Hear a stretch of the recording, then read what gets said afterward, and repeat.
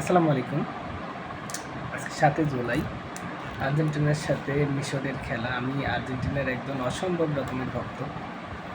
ভালো লাগছে, আবার মনের ভিতরে ভয় করছে, ভয় কাজ করছে, কী যেন হয়।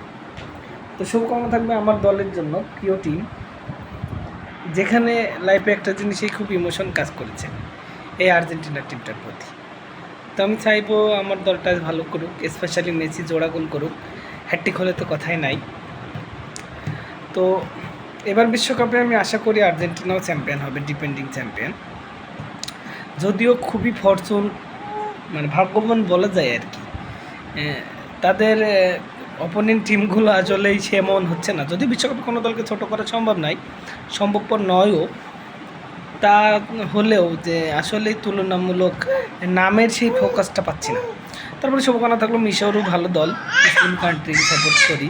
আমার মেয়েও মনে হচ্ছে খেলার জন্য কথা বলছে, সাপোর্ট করছে আমাকে। সে না আম্মু, ঠিক আছে। তো আসলেই আমরা খেলা উপভোগ করব যার যার জায়গা থেকে। আজ এই পর্যন্ত। আসসালামু আলাইকুম।